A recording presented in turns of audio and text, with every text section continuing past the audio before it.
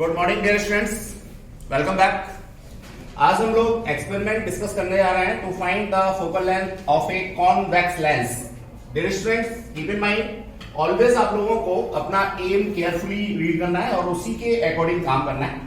तो पहली बात यहां है कि फोकल लेंथ निकालनी है, दूसरी बात है कि कॉन्वेक्स लेंस की निकालनी है, तीसरी बात है कि आप अपना ग्राफ या तो u एंड v के बीच में प्लॉट कर सकते हैं या तो फिर 1/u एंड 1/v के बीच में अपना ग्राफ प्लॉट कर सकते हैं। डियर स्टूडेंट, जब आप लोग एम अपना मेंशन करेंगे अपनी प्रैक्टिकल नोट्स बुक के अंदर, तो या तो आप सिर्फ यहां तक ये लिखेंगे graph between u and v, या तो आप ये वाला स्किप करके ये वाला पोर्शन लिखेंगे graph between 1/u and 1/v। दोनों में से कोई भी एक एम आप लोगों ने लिखना है और एम आपको बिल्कुल इसी तरह से लिखना है, सेम लिखना है। इवन जब आप लोगों का फाइनल एग्जामिनेशन होगा सीबीएसई वाला, तो उसमें भी आप लोग एम डिट्टो लिखेंगे, एज इट इज लिखेंगे। एम में कोई भी डिफरेंस नहीं होना चाहिए।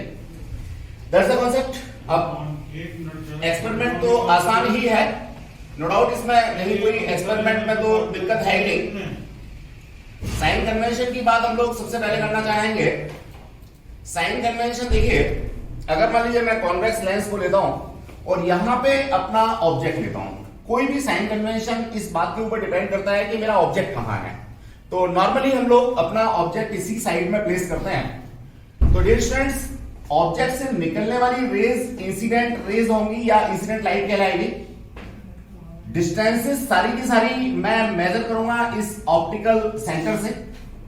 ऑप्टिकल सेंटर से डिस्टेंस को मेजर करने के लिए अगर मुझे in the direction of incident ray चलना होता है तो मैं इसको पॉजिटिव डिस्टेंस शो करता हूं या पॉजिटिव डिस्टेंस कहता हूं। इसी तरह से डियर स्टूडेंट्स, अगर मुझे अपोजिट टू इंसिडेंट लाइट चलना पड़े किसी भी डिस्टेंस को मेजर करने के लिए, तो मैं हमेशा इसको विद नेगेटिव साइन शो करूंगा। डियर स्टूडेंट्स, इस तरह से अगर मैं देखता हूं तो u मेरा, u बोले तो ऑप्टिकल सेंटर और ऑब्जेक्ट के बीच की डिस्टेंस u कहलाती है। ये ऑलवेज विद नेगेटिव साइन होगी। अगर कॉम्बिनेशन ऑफ लेंस है तो दूसरे लेंस के लिए कभी हो सकता है कि u आपका एस पॉजिटिव ट्रीट हो। आपने न्यूमेरिकल्स किए होंगे तो कई सारे न्यूमेरिकल्स में आपको u को पॉजिटिवली ट्रीट करना होता है। लेकिन नॉर्मल कंडीशन में अगर आपका एक ही लेंस है या एक ही मिरर है एज वेल एज, तो आपका u हमेशा क्या रहता है, नेगेटिव रहता है। अब v की पोजीशन बड़ा सिंपल सा, अगर मान लीजिए मेरा इस साइड में कहीं भी इमेज फॉर्मेशन होता है, ऊपर होता है नीचे होता है, डजंट मैटर, तो v मेरा पॉजिटिव होगा। और इन केस इसी साइड में जहां पे कि मेरा ऑब्जेक्ट प्लेस है वहां कोई मेरा इमेज फॉर्मेशन होता है तो मेरा v भी नेगेटिव होगा। ये बात थी ऑप्टिकल एक्सिस के या प्रिंसिपल एक्सिस के पैरेलल में कोई भी डिस्टेंस या तो ऊपर मेजर कर रहा हूं या तो नीचे मेजर कर रहा हूं। अब नेक्स्ट कॉन्सेप्ट मेरा आता है regarding to height. Dear students, ये प्रिंसिपल एक्सिस है। अब प्रिंसिपल एक्सिस से ऊपर की तरफ कोई भी अगर मैं हाइट की बात करता हूं तो इट मस्ट बी पॉजिटिव, और अगर प्रिंसिपल एक्सिस के नीचे की तरफ अगर मैं हाइट का कॉन्सेप्ट लेता हूं तो ये मेरा क्या होगा, नेगेटिव हाइट का कॉन्सेप्ट होगा। अब यहां एक बात और भी हो जाती है, कुछ स्टूडेंट कहते हैं सर मैं तो इसको इन्वर्ट करके देखता हूं इमेज को। अब क्या होगा, क्या ऊपर वाली जो हाइट्स हैं अभी भी पॉजिटिव रहेंगी? यस डियर स्टूडेंट्स, ये ऊपर और नीचे वाला जो कॉन्सेप्ट है ये इस बात के ऊपर डिपेंड करता है कि हमारा ऑब्जेक्ट कहां प्लेस है। अगर हमने अपने ऑब्जेक्ट को अपराइट फॉर्म में प्लेस किया हुआ है तो हम हमेशा ऑब्जेक्ट जिस साइड में प्लेस्ड है उस साइड की जितनी भी हाइट्स हैं उनको पॉजिटिव लेते हैं, ऐसे कह सकते हैं। अब अगर मान लीजिए यही ऑब्जेक्ट मेरा नीचे प्लेस होता तो निश्चित सी बात है नीचे वाली जो हाइट्स थी इनको मेरे को पॉजिटिव कंसीडर करना था। अब ये कंफ्यूजन देखिए सीबीएसई में तो आपको नहीं होगा, इसलिए नहीं होगा कि पिछले 25-27 साल में अगर मैं क्वेश्चन पेपर्स को देखता हूं तो आज तक उसने किसी भी केस में ऑब्जेक्ट को नीचे की तरफ प्लेस किया ही नहीं है। लेकिन अगर आप लोग नीट का एग्जामिनेशन देखते हैं, आईआईटी जेईई देखते हैं, तो उसमें कई बार इस तरह की सिचुएशंस मिल जाती हैं जो आपको कहीं ना कहीं अनकंफर्टेबल फील कराती हैं। तो जो हाइट का कॉन्सेप्ट है, वो हाइट का कॉन्सेप्ट आप लोगों ने इस बात से डिसाइड करना है कि मेरा ऑब्जेक्ट किधर प्लेस्ड है। गेटिंग द कॉन्सेप्ट और नॉट? अब अगली बात मैं करना चाहूंगा इमेज फॉर्मेशन को लेकर के। डियर स्टूडेंट्स, देखिए इमेज फॉर्मेशन बड़ा मजेदार सा मेरा कॉन्वेक्स लेंस के लिए होता है। कुछ प्रिकॉशंस के साथ में इमेज फॉर्मेशन हम लोग करते हैं, जैसे जो मेरा ऑब्जेक्ट है वो हमेशा पॉइंट लाइक होगा, पहला प्रिकॉशन है मेरा, पॉइंट लाइक मैं लूंगा। दूसरा, मेरा जो लेंस है वो थिन होगा, कभी भी थिक लेंस के लिए मैं बात ही नहीं करूंगा। तीसरा, जो लेंस का अपार्चर है वो बहुत बड़ा नहीं होगा। ऑब्वियसली जब पॉइंट साइड ऑब्जेक्ट है तो ज्यादा बड़े अपार्चर की जरूरत भी नहीं है। हम लोगों की आईज की बात करते हैं, तो आईज में हम लोगों का क्या होता है भैया, कॉन्वेक्स लेंस होता है। अब ये कॉन्वेक्स लेंस देखिए कितना वाइड एरिया लेता है, हम बहुत दूर तक देख सकते हैं, नजदीक में 25 सेंटीमीटर तक क्लियरली देख सकते हैं। एंगल की बात करें तो ऑलमोस्ट मैं समझता हूं 160-170 डिग्री तक हम लोग इजीली देख पाते हैं। पर्सन टू पर्सन ये कई बार डिपेंड भी करता है, थोड़ा बहुत वेरिएशन भी आता है। डियर स्टूडेंट्स, अब आई के अपार्चर की मैं बात करता हूं तो that is not more than 3 millimetre. अब इतना वाइड एंगल मेरे को मिल जाता है 3 मिलीमीटर के अपर्चर में, तो ये लेंस तो बहुत बड़ा है। इवन दैट अगर आपने अपना कैमरा मोबाइल का देखा हो या सोनी का बहुत बढ़िया वाला कैमरा देखा हो, एक्चुअल जो लेंस है जहां से इमेज फॉर्मेशन आप करते हो उसका अपर्चर जो होता है वो काफी छोटा होता है। या फिर हम लोग इमेज सेटर्स की बात करते हैं, प्रिंटिंग प्रेस में हम लोग कई बार प्रिंटिंग के लिए लेंसेज की बात करते हैं, तो वहां ऑप्टिकल लेंस जिनके अपार्चर 1 सेंटीमीटर, 5 सेंटीमीटर, 10 सेंटीमीटर इतने बड़े हैं, उनको बनाना वाकई थोड़ा टिपिकल टास्क होता है। तो डियर स्टूडेंट्स, ये एजम्पशन है। अब अगर मैं बात करता हूं यहां से, तो देखिए इमेज फॉर्मेशन के लिए कम से कम 2 रे होनी चाहिए, तो एक तो हम लोग यहाँ प्रिंसिपल एक्सिस को ही ले लेते हैं, दूसरा कोई भी एक रे लेते हैं। अब ये लेंस से टकराने के बाद क्या होगा, इसमें रिफ्रैक्शन होगा और मल्टीपल रिफ्रैक्शन होगा। पहला refraction normally air to glass और दूसरा रिफ्रैक्शन ग्लास टू एयर। इसके बेसिस पे ये हमारी रे जो है वो बैंड करेगी और पर्टिकुलर जगह पर जाकर के दूसरी रे को इंटरसेक्ट करेगी। जैसे ही ये दूसरी रे को इंटरसेक्ट करेगी, इमेज फॉर्मेशन हो जाएगा। अगर इमेज फॉर्मेशन में एक भी रे रियल है तो इमेज फॉर्मेशन हमारा रियल होगा, और अगर सारी की सारी रेज हमारी वर्चुअल है, इमेजनरी है, तो उसके अकॉर्डिंग आप लोगों को मिलता है। अब मैं दूसरी चीजें कुछ डिस्कस करना चाहूं, radius of curvature 1, radius of curvature 2, you की बात की, वी की बात की हम लोगों ने। तो ये बेसिकली लेंस मेकर फॉर्मूले के लिए जो हम लोग डेरिवेशन करते हैं वो वाली फिगर ले रखी है, जिसमें इंटरमीडिएट इमेज ले रखी है, फिर फाइनल इमेज ले रखी है। इंटरमीडिएट इमेज के लिए डिस्टेंसेस का कॉन्सेप्ट है, तो ये वो वाली इमेज है, बहुत इंपॉर्टेंट है। मैं सिर्फ आपको सामने यहाँ रिकॉल इसलिए कराना चाहता था कि लेंस मेकर फॉर्मूला बहुत ही इंपॉर्टेंट एस्पेक्ट होता है, जो थियोरेटिकली आप लोगों से बहुत बार पूछा जाता है, तो आप लोग इसको तैयार कर लेंगे। अब एक्चुअल में जो लैब में इमेज फॉर्मेशन होगी वो हम लोगों ने यहाँ पे डिस्कस की हुई है, यहाँ पे दी हुई है, उसको जरा एक बार देखते हैं। डियर स्टूडेंट्स, नॉर्मली हम लोगों ने बियॉन्ड 2f अपना ऑब्जेक्ट प्लेस किया है। अब इसकी इमेज फॉर्मेशन जो होगी वो f एंड 2f के बीच में होगी। इमेज फॉर्मेशन के लिए एसेंशियल कंडीशंस आपको पता ही है। यहां फाइनाइट साइज की ऑब्जेक्ट हम लोगों ने कंसीडरेशन में ली है।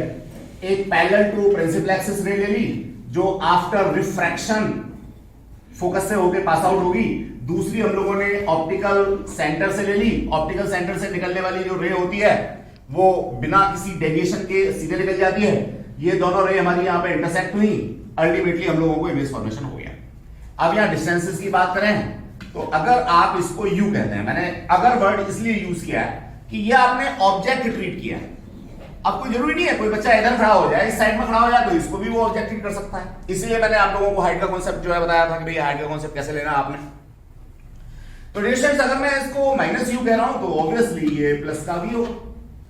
अब आपको करना क्या है अगली रीडिंग्स के लिए, सिंपल सा आपने पैरेलैक्स रिमूव करने के बाद अपने ऑब्जेक्ट को 1-1 सेंटीमीटर का डेविएशन प्रोवाइड करना है। आप उसे लेंस की तरफ कर सकते हैं या लेंस से पीछे कर सकते हैं, doesn't matter, it's your choice. अब जब 1-1 सेंटीमीटर आप यहां पे डेविएशंस देंगे तो अगली रीडिंग्स जो है नो डाउट यहां पे मैग्निफिकेशन के ऊपर डिपेंड करता है, 1 सेंटीमीटर के आसपास ही शिफ्ट होगी। तो corresponding U1, V1, U2, V2, U3, V3। अब देखो चूंकि आपने ग्राफ प्लॉट करना है तो जब भी आप ग्राफ प्लॉट करते हैं तो कम से कम 6 रीडिंग्स का होना जरूरी है। अब कुछ तो ज्यादा बच्चे तो कुछ ज्यादा होशियार होते हैं, वो क्या करते हैं, एक कॉम्बिनेशन ये ले लिया, इसको रिवर्स करके दूसरा कॉम्बिनेशन ये ले लिया। तो ऐसी चालाकी ना करें आप लोग, ईमानदारी से 6 रीडिंग लीजिए, कोई लेने में टाइम तो नहीं लगता है, पहली रीडिंग में थोड़ा सा टाइम लग सकता है। अभी हम लोग ऑप्टिकल बेंच के ऊपर ये सारा काम करके दिखाएंगे, तो मुझे नहीं लगता कि 3 मिनट से ज्यादा लगते हैं पहली रीडिंग में भी, अगर हम लोग सारा एपरेटस प्रॉपर सेट करके रखते हैं। और एपरेटस सेट नहीं है, ऐसे ही बस उल्टा सीधा किए जा रहे हैं, तो फिर कभी होता ही नहीं है, ये भी फैक्ट है। तो डियर स्टूडेंट्स, ये कॉन्सेप्ट है। अब ये कुछ चीजें और एडिशनल हम लोगों ने यहाँ पे मेंशन कर रखी है, जैसे पावर ऑफ लेंस है, तो फोको लेंथ के रेसिप्रोकल होती है। ध्यान रहे, ये फोको लेंथ आपकी एसआई सिस्टम में मीटर में होनी चाहिए। ये रिफ्रैक्टिव इंडेक्स है। अब ये रिफ्रैक्टिव इंडेक्स भी क्या है, नॉर्मली एयर म्यू ग्लास होता है। इसके बाद में रेडियस 1 और रेडियस 1 ये कर्वेचर की रेडियस है, तो इनके मेजरमेंट का भी कॉन्सेप्ट जरा हम लोग यहां पे देखना चाहेंगे। डियर स्टूडेंट, जहां मेरा ऑब्जेक्ट खड़ा है वहां से जो पहला सरफेस आएगा, ये मेरा पहला सरफेस आ रहा है, ये पहले सरफेस की रेडियस ऑफ कर्वेचर 1 कहलाएगी, ये R1 होगी।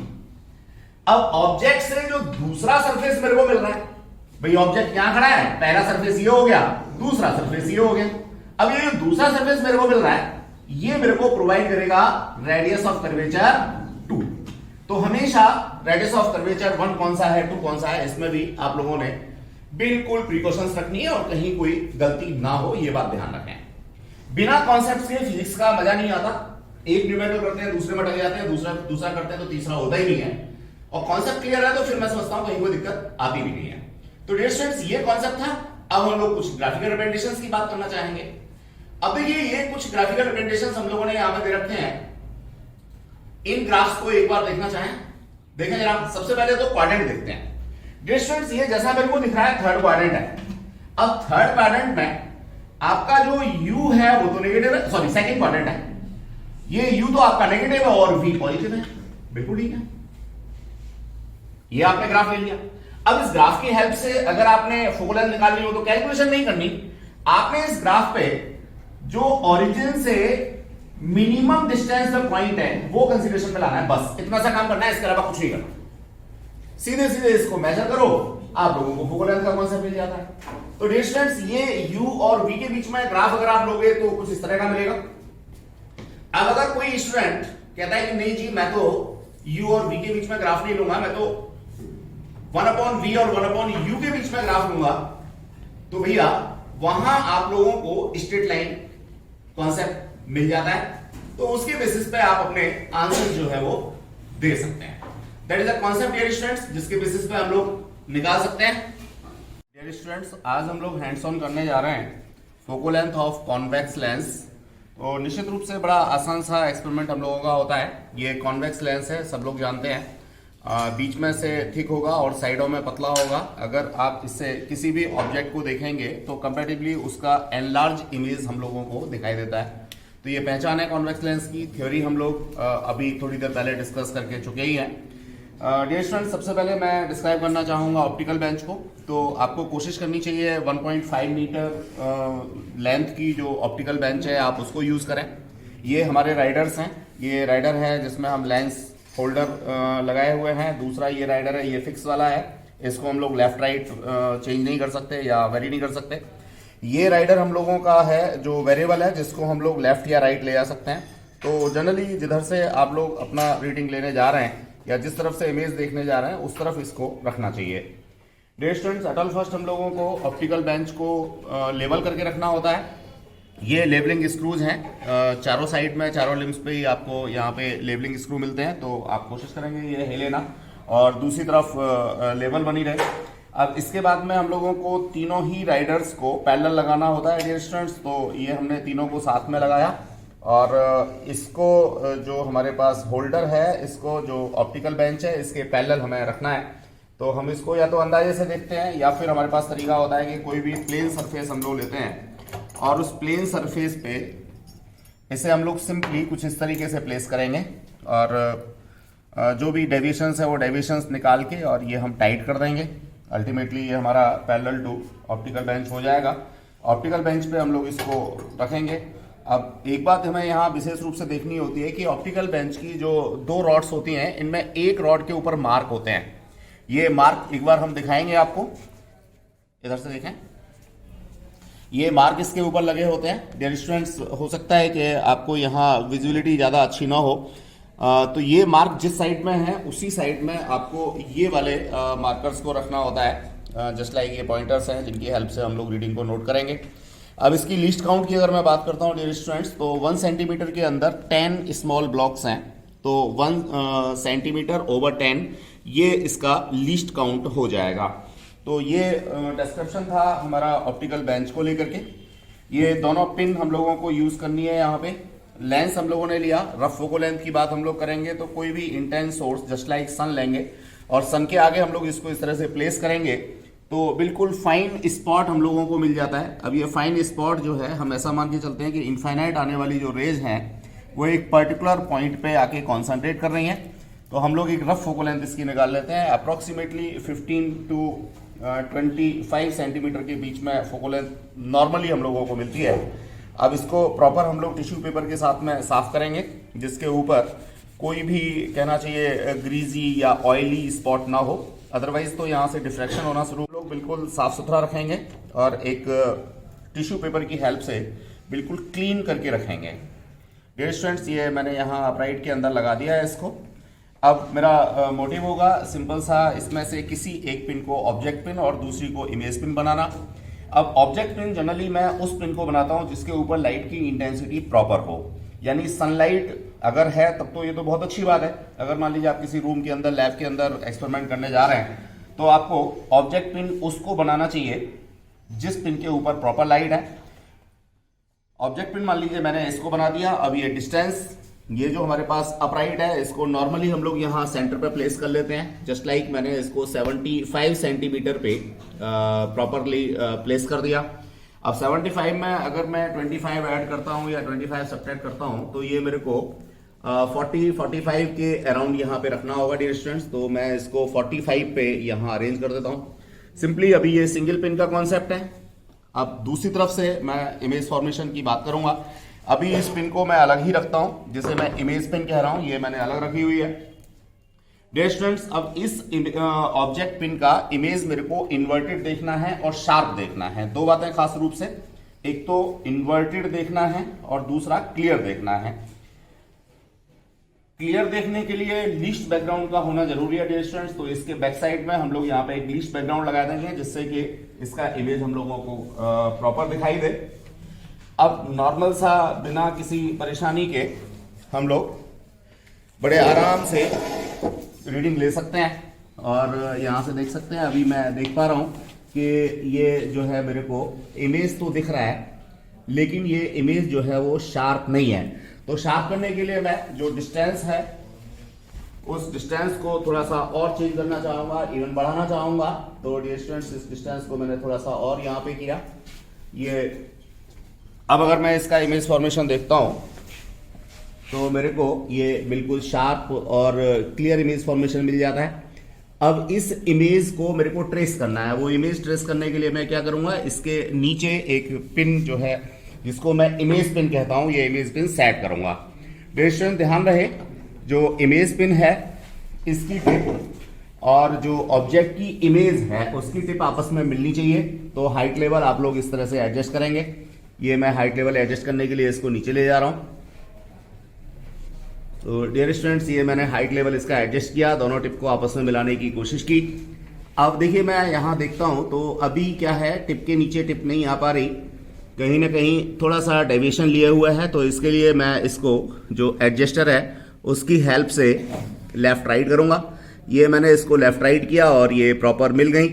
अब मेरे को dear students one eye close के साथ में इसके पैरेलैक्स को रिमूव करना है।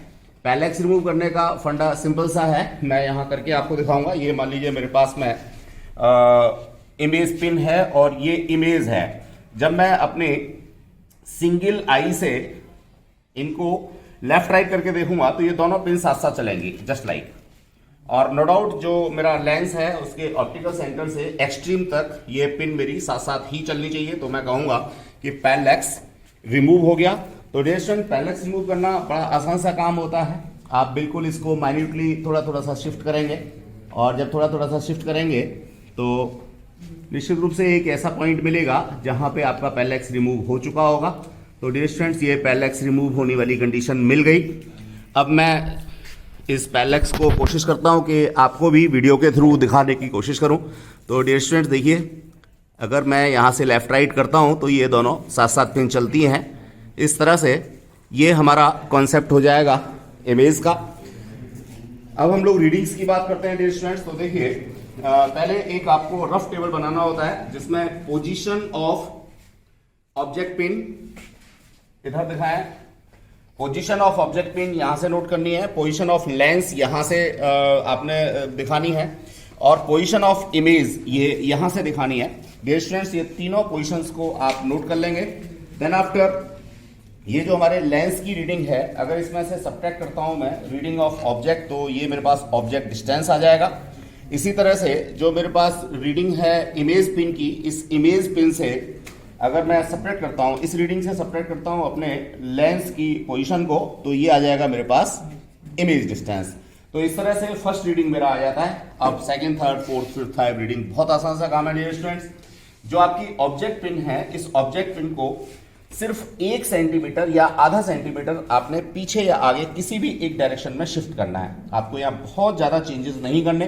तो मान लीजिए मैं इसको 1 सेंटीमीटर पीछे ले जाता हूँ। अब एग्जैक्टली 1 सेंटीमीटर मैंने इसलिए लिया है कि जब हम लोग ग्राफ प्लॉट करते हैं तो ग्राफ प्लॉट करते समय निश्चित रूप से हमें थोड़ी आसानी रहती है अगर हम डेसिमल्स में नहीं जाते। तो मैंने उसको 1 सेंटीमीटर शिफ्ट किया, तो ऑब्वियस है जो इमेज पिन है इसको भी मेरे को 1 सेंटीमीटर या near about 1 centimetre he shift करना होगा।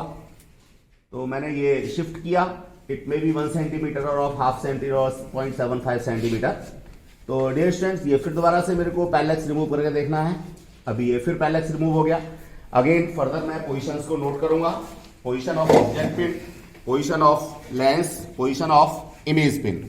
अब पोजीशन ऑफ लेंस में से पोजीशन ऑफ ऑब्जेक्ट पिन को सब्ट्रैक्ट करूंगा तो मेरे पास u आ गया। पोजीशन ऑफ इमेज पिन से पोजीशन ऑफ लेंस को मैं सब्ट्रैक्ट करूंगा तो ये मेरे पास v आ गया।